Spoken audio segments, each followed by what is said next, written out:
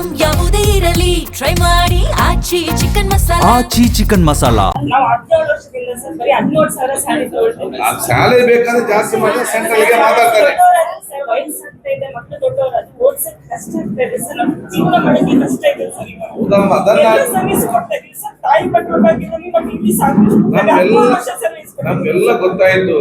ಏನಾದ್ರೂ ಕೂಡ ಪರ್ಮನೆಂಟ್ ಒಂದಾಗ್ಲಿಕ್ಕೆ ಸಾಧ್ಯವಿಲ್ಲ. ಸ್ಯಾಲರಿ ಜಾಸ್ತಿ ಮಾಡ್ಲಿಕ್ಕೆ ನಾನು ಕೇಂದ್ರಕ್ಕೆ ಮಾತಾಡ್ತೇನೆ. NHM ನ್ಯಾಷನಲ್ ಹೆಲ್ತ್ ಮಿಷನ್ ನಮ್ಗೆ ಇಲ್ಲಿ ಏನು ಕೂಡ ಇದಲ್ಲ. ಏನಾದ್ರು ನಾಳೆ ಅದು ಬಂದ್ ಮಾಡಿ ಬಿಟ್ರೆ ಮತ್ತೆ ನಿಮ್ಗೆ ಕೆಲಸ ಇಲ್ಲದಂತ ಪರಿಸ್ಥಿತಿ. ಆಗ ಏನ್ ಮಾಡ್ಬೇಕಂತ ಓದೋದು.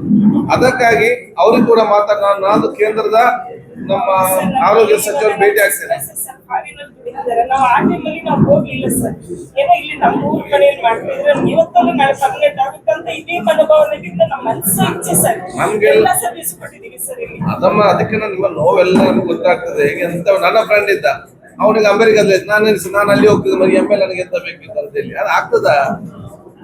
ಈಗ ನಮ್ಮ ಪರಿಸ್ಥಿತಿ, ನೀವು NHM ಅಲ್ಲಿ ಇದ್ದೀರಿ.